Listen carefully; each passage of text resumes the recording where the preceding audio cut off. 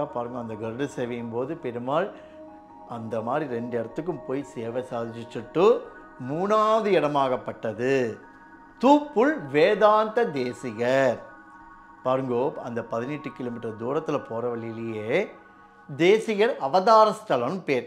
அதாவது அந்த தேசிகராகப்பட்டவர் அந்த ஊரில் பிறந்து வளர்ந்தார். தேசிகருடைய நட்சத்திரம் என்னன்னு கேட்டிங்கன்னா சிரவண நட்சத்திரம், திருவோணம். சிரவண நட்சத்திரே மகரோ ராசோ ராசஸ்யா. அந்த மகர ராசியில் சிரவண நட்சத்திரத்தில் அந்த தேசிகராகப்பட்டவர் அவதரித்தார். இந்த பெருமாள் 3 மாலை சாத்தின்னு இருக்கார் சொன்னேனோ இல்லையோ, அந்த 3 மாலையில் அன்னைக்கு தூப்புள் தேசிகருக்கு தன்னுடைய மாலையை சமர்ப்பிக்கிறார். அந்த தேசிகராகப்பட்டவர் நிறைய ரிக் யஜுர் சாம அதர்வன வேதங்களுக்கு அதிபதியாக இருக்கக்கூடிய அந்த வேதங்கள் சொன்னாலே போகிறோம். அவ்வளோ அழகாக பெருமாள் வேதத்தை மட்டும் அனுபவிச்சிக்காம 4 திவ்ய பிரபந்தத்தையும் அனுபவிச்சுக்கிறார். அந்த 2த்தையும் அனுபவிச்சிக்கக்கூடிய அதிபதியாக இருக்கக்கூடிய அந்த வேதாந்த தேசிகர் தன்னுடைய மாலையை தேசிகருக்கு சாத்தி சடாரி ஆறுது. எவ்வளோ அழகான ஒரு விஷயம் பாருங்கள், நம்ம தெரிஞ்சுக்கிறோம். தேசிகர் சந்நிதியில் தூம்புள்ள அந்த பெருமாள் மாலையை சாத்திண்டு அங்கே கற்பூர படியேற்றம் எப்படி கொடையழகு காஞ்சிபுரத்தில் நடத்தினாரோ தேசிகர் சந்நிதியில் கற்பூர படியேற்றம்னு பேர். இந்த கற்பூர படியேற்றம்னா என்ன? எல்லாரும் என்ன நினச்சிருப்பா, கற்பூரத்தை படிக்கட்டில் வச்சு மேலே ஏற்றுவா போலக்கு, இதுதான் கற்பூர படியேற்றம்னு. கிடையவே கிடையாது. கற்பூரத்துக்கும் இந்த கற்பூர படியேற்றத்துக்கும் சம்மந்தமே கிடையாது.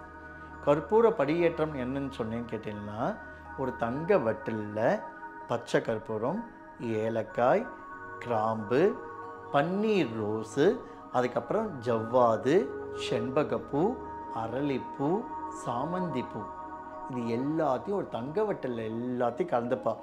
எதுக்கு 8 கலந்துக்கிறா? பெருமாள் உற்சவம் 10 நாள் பிரம்மோற்சவம். அதில் 3ஆம் நாள் அன்றைக்கி இந்த பெருமாள் இந்த கருட சேவையும் போது நடத்திக்கும் போது இந்த 2 நாட்கள் அந்த கற்பூர படியேற்றம் கிடையாது. அந்த 3ஆம் நாள்லேருந்து ஆரம்பிக்கும் போது அந்த தங்க வட்டில் எல்லாத்தையும் ஃபுல்லாக கலந்து அந்த பெருமாளுக்கு அங்கே கற்பூரார்த்தி ஆகும். கருட வாகனத்தில் கற்பூர்த்தி ஆகும்போது இந்த வேதாந்த தேசிகருக்கு அப்படி மேலே தூவாத, அதான் கற்பூர படியேற்றம். கற்பூரம் நாடுமோ கமலப்பூ நாடுமோ செம்பவள திட்டிக்குமோ. செம்பவள வாயிருக்கே அது திட்டிக்குமா அந்த இடத்துல அவருக்கு. அந்த படியேற்றத்தும் போது அந்த புஷ்பத்தெல்லாம் மேலே சேர்க்கும் போது தன்னுடைய முகமாகப்பட்டது அவ்வளோ ஆச்சரியமாக சேவை சாதிச்சுப்பாராம். எவ்வளோ அழகாக நம்ம தெரிஞ்சுக்கிறோம் பாருங்க. இப்படிப்பட்ட ஒரு க்ஷேத்திரத்தில் இந்த பிரம்மோற்ச காலத்தில் 3ஆம் நாள் கருட சேவையும் போது தேசிகர் சன்னதியில் இவ்வளோ மரியாதையாகி அதே போய் அங்கேருந்து அப்படியே போய் பெரிய காஞ்சிபுரம் அந்த ககனா மண்டபம்னு ஒரு மண்டபம் ஒன்று உண்டு. எப்பவுமே இந்த 18 கிலோமீட்டர் போயிட்டு வரும்போது பெருமாள் ககனா மண்டபத்தில் 2 மணி நேரம் ஏறியிருப்பார். அதே ககனா மண்டபத்தில் ஏகாம்பரேஸ்வர் கோவில் பக்கத்தில் தான் அந்த ககனா மண்டபம் இருக்குது. அந்த மண்டபத்துலேயும் பெருமாள் கொடையழகை காமிக்கிறார்.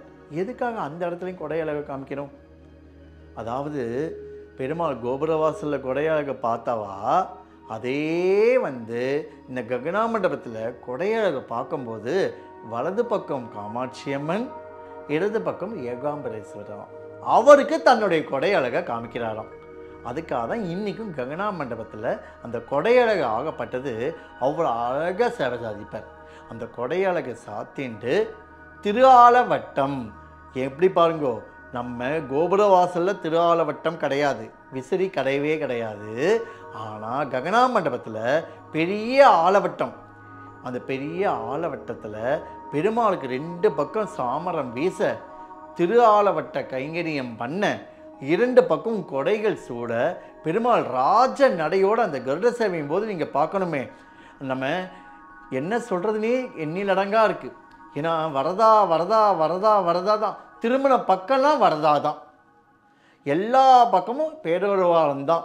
அந்த வரதராகப்பட்டவர் அன்றைக்கி நீங்கள் பார்க்கும்போது பார்க்கணுமே, அவருடைய திருவாபரணங்கள், மகர குண்டலங்கள், கர்ணபத்திரம், அந்த கர்ணபத்திரம் ஆகப்பட்டது காது, அதில் அந்த பெருமாள் வைர ஊசியோட, அந்த கர்ணபத்திர காத்தோட வைர ஊசியோடு தோடு சாத்திப்பார். பாண்டியன் கொண்டை எப்படி பெருமாளுக்கு ஸ்ரீரங்கத்தில் வந்து நம்ம என்ன சொன்னோம், பாண்டியன் கொண்ட வைகுண்ட ஏகாதசி சாத்திப்பாரோ, அதே மாதிரி வரதர் பாருங்கோ, அந்த பாண்டியன் கொண்டாட பட்டர்பிரான் வந்தான் என்று வேண்டிய சங்கங்கள் ஊத, எவ்வளோ அழகாக பாருங்க. இப்படிப்பட்ட ஆகப்பட்ட வரதர் அந்த பாண்டியன் கொண்டையோட ஏலி வைரமுடியோட சேவை சாதிப்பார்.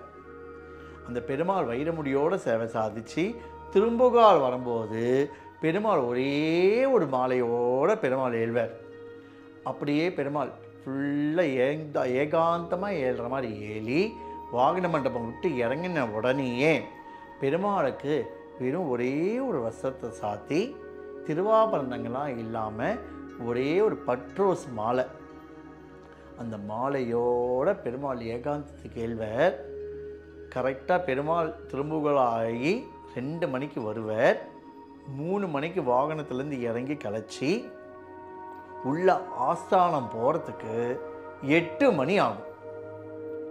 வாகன மண்டபத்திலேருந்து ஆஸ்தானம் போகிறதுக்கு 8 மணி காலம் ஆகும். அவ்வளோ அழகாக வீணை ஏகாந்தத்தோட நாதஸ்வர கச்சேரியோடு அந்த பெருமாள் ஒரு ரோஜாப்பூ மாலையோட அவ்வளோ அழகாக அனுபவிச்சுப்பார். அந்த ஏகாந்தம் போது சேவிக்கணும். அதாவது எல்லாரும் போய் பெருமாள் கோவிலில் போய் சேவிச்சுட்டு வருவா, அந்தந்த வாகனத்துக்கு ஏற்ற மாதிரி போய் சேவிச்சுட்டு வருவா, நிறைய இருக்கும். இருந்தாலும் ஏகாந்தத்தோட பெருமாள் ஏழ்றது பார்த்தீங்கன்னா பெருமாளுடைய திருவடியை பார்க்கலாம். அதான் ரொம்ப முக்கியம். திருவடி நமஸ்காரம்ன்றது அதுதான் ரொம்ப ரொம்ப ரொம்ப ரொம்ப முக்கியத்துவத்தை கொடுக்கறது. பெரியவா அந்த காலத்தில் எதுக்காக போய் நம்ம சேவிக்கணும்னு சொல்லியிருக்கான்னு கேட்டீங்கன்னா, திருவடியை பார்த்தாலே நம்மளுடைய திருப்பங்கள் அத்தனையும் வந்துடும். அதுக்காக தான் எல்லா கோவிலில் போனால் முதல்ல பெருமாள் முகத்தை பார்க்கப்படாது, திருவடியை பார்த்துட்டு தான் முகத்தை பார்க்கணும். அப்படிப்பட்ட ஒரு விஷயத்தில் பெருமாள் பிரம்மோற்சவத்தும் போது இந்த கருட சேவை ஆகப்பட்டது அவ்வளோ அழகாக நடத்திப்பார்.